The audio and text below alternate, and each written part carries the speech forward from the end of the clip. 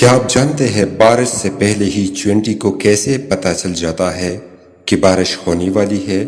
آج ہم آپ کو چینٹیوں کے بارے میں ایسی ہی کچھ حقائق کے بارے میں بتائیں گے۔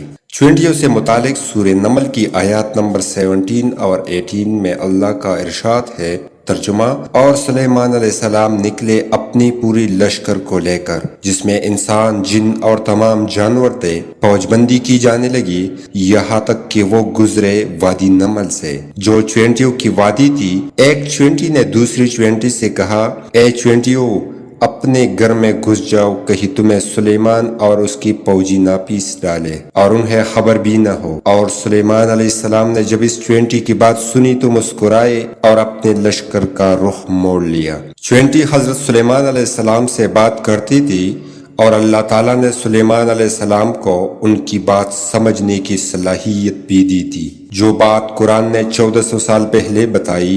آج کی جدید سائنس مختلف تجربات کرنے کے بعد اس نتیجے پر پہنچی ہے کہ چینٹیاں ایک زبردست معاشی سسٹم میں رہتی ہے اور اتنی مشکل سسٹم سے بات کرتی ہے کہ عقل دنگ رہ جاتی ہے۔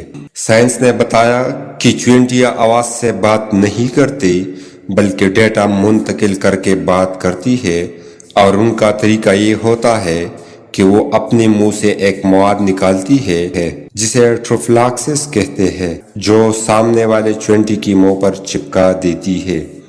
دوسری چینٹی سے سارا پیغام ڈیکوڈ کر کے سمجھ لیتی ہے۔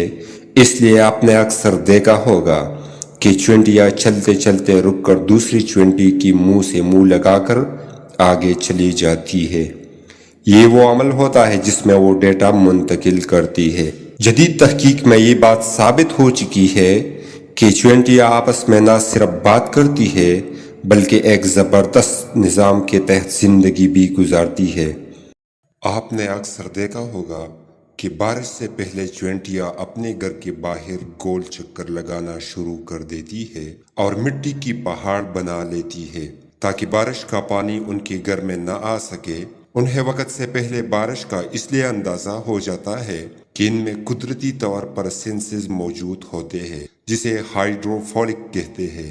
جب ہوا میں نمی کا تناسب زیادہ ہو جاتا ہے تو چینٹیوں میں موجود یہ سینسر اسے محسوس کرتا ہے اور چینٹیوں کی دماغ کو بارش کے متعلق پیغام پہنچاتا ہے۔ اس لیے چینٹیاں بارش سے پہلے ہی اپنے کھانے پینے اور رہنے کا انتظام کر لیتی ہے۔ محکمہ موسمیات بھی اس عمل کو دہراتے ہوئے ہوا میں نمی کا تناسب نوٹ کرتے ہیں اور پھر بتاتے ہیں کہ بارش کے کیا امکانات ہیں۔ تاریخ گواہ ہے کہ جنہوں نے قرآن میں غور و فکر کیا، ان لوگوں نے درختوں کے نیچے بیٹھ کر نہ صرف زمین کا حجم بتایا بلکہ یہ بھی بتایا کہ انسان پرندوں کی مانند کیسے پرواز کر سکتا ہے۔ چنانچہ جہاز کے سب سے پہلے موجد مسلمان ہی ہے۔ اگر ہم قرآن میں غور و فکر کریں تو ایسی ایجادات کر سکتے ہیں کہ نسل انسانی حیران رہ جائے۔ اللہ تعالیٰ نے قرآن میں ارشاد فرمایا ہے کہ کائنات میں عقل والوں کے لیے بہت سی نشانیاں ہیں۔